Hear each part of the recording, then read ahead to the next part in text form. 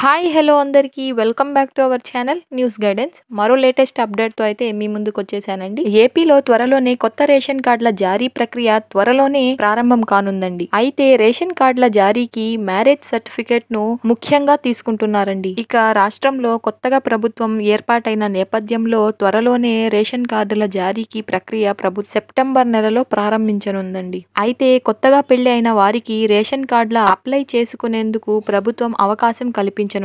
అయితే కేవలం వివాహ ధృవీకరణ పత్రం చూపిస్తేనే రేషన్ కార్డుకు దరఖాస్తు చేసుకునే అవకాశాన్ని కల్పించనుందండి. ఇదే విధంగా కొత్తగా పెళ్లైన జంటలకు మ్యారేజ్ సర్టిఫికేట్ ఆధారంగా రేషన్ కార్డులను జారీ చేయనున్నారండి. ఇక ఎవరైతే మ్యారేజ్ సర్టిఫికేట్ లేని వారు ఉన్నారో వారు ఆన్లైన్ లేదా ఆఫ్లైన్ పద్ధతుల్లో వివాహ నమోదును పూర్తి చేయొచ్చండి. ఇక దీనికి సంబంధించిన కావాల్సిన డాక్యుమెంట్స్ ని గాను మనం చూసుకున్నట్లయితే ముందుగా వివాహ ఫోటోలను కలిగి ఉండాలండి.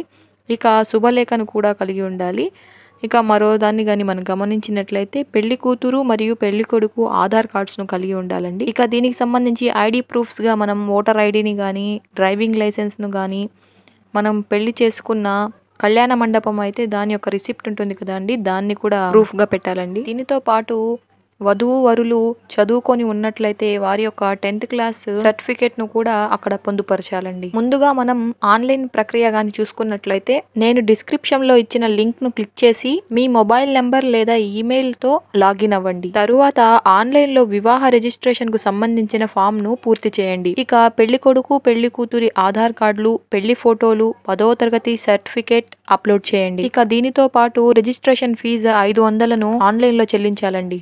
తరువాత స్లాట్ ను బుక్ చేసుకొని మీరు రిజిస్టర్ చేసుకున్న సబ్ రిజిస్టర్ దగ్గర హాజరవ్వాలండి. తరువాత మీరు ఆన్లైన్ లో నమోదు చేసుకున్న రిజిస్టర్ దరఖాస్తును సబ్ రిజిస్టర్ కు అందజేయాలండి.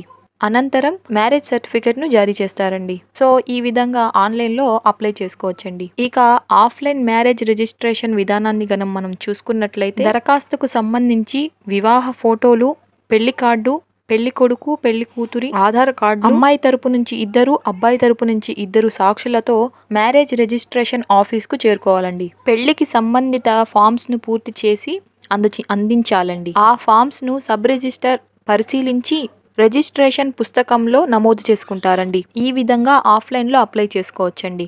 సో ఇదండి ఈరోజు సమాచారం. ఈ సమాచారం కానీ మీకు ఉపయోగపడినట్లయితే ప్లీజ్ మన ఛానల్ని లైక్ చేయండి, షేర్ చేయండి, సబ్స్క్రైబ్ చేసుకోండి. Thank you.